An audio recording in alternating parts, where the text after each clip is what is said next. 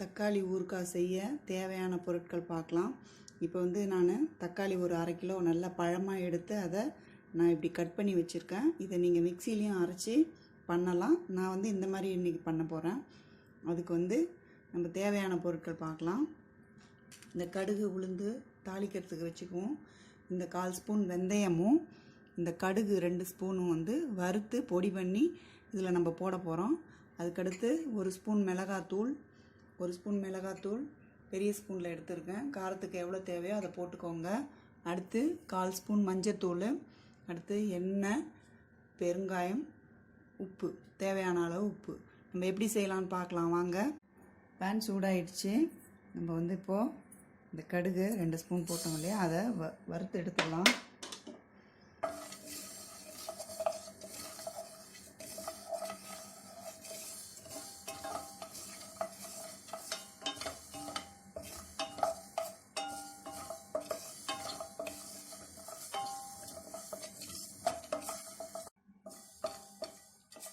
கடுகு வெடிக்க ஆரம்பிக்கும்.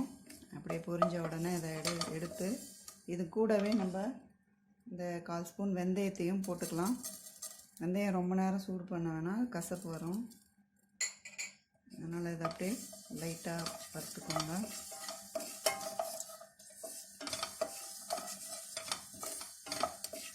இது கொஞ்சம் பொரிஞ்சிடுச்சு. இப்போ இதை வந்து நம்ம ஒரு பவுலில் மாற்றிக்கிட்டு மிக்ஸி ஜாரில் மாவாக்கிக்கலாம். இப்போ நம்ம இந்த தக்காளி இதில் போட்டு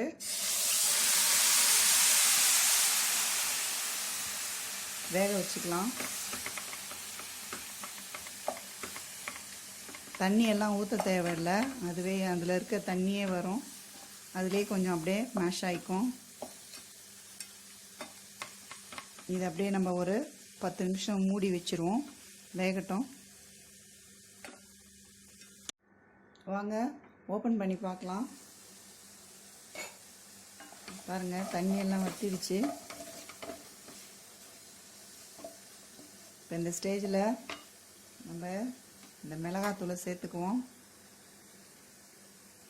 அடுத்து மஞ்சத்தூள் கொஞ்சம்,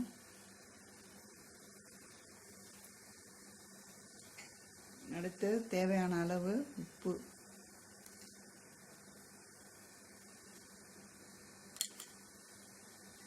இது வந்து கல் உப்பு நான் அரைச்சி வச்சுருக்கேன், அதனால் கொஞ்சம் கட்டி கட்டியாக தான் இருக்கும். இது சால்ட்டு நாங்கள் யூஸ் பண்ணுறதில்ல.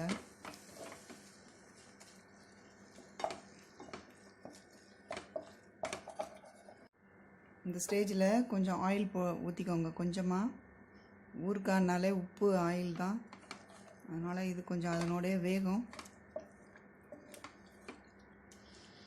நல்லா சுருண்டு வந்துடுச்சு பாருங்கள். நல்ல வாசனை வந்துக்கிட்டு இருக்கு. இது அப்படியே இன்னும் கொஞ்சம் நேரம் இருக்கட்டும், பச்சை வாசனை போகிற வரைக்கும். இன்னும் ஒரு 10 நிமிஷம் கழித்து பார்க்கலாம்.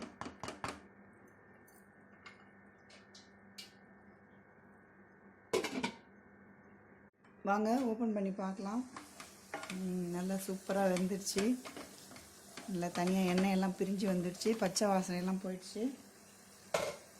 இந்த ஸ்டேஜில் நம்ம பக்கத்தில் கொஞ்சம் ஆயில் வச்சுருவோம்.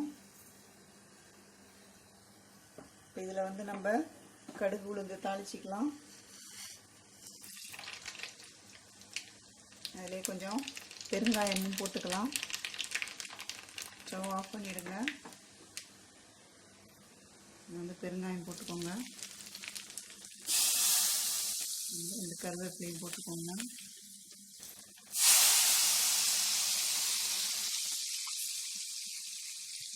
இதில் அரைச்சி வச்ச பொடியையும் சேர்த்துக்கோங்க. இதில்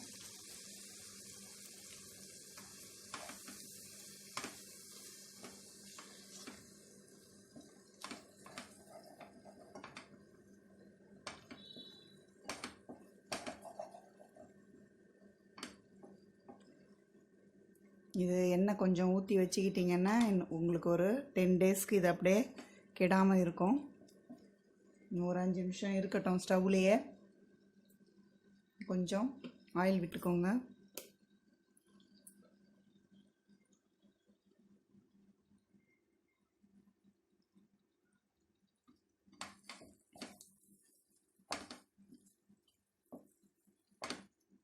ஆல்மோஸ்ட் ரெடி ஆகிடுது.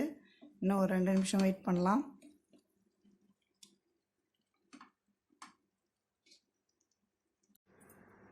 வாங்க, 2 நிமிஷம் ஆயிடுச்சு. லிட்டு ஓப்பன் பண்ணலாம்.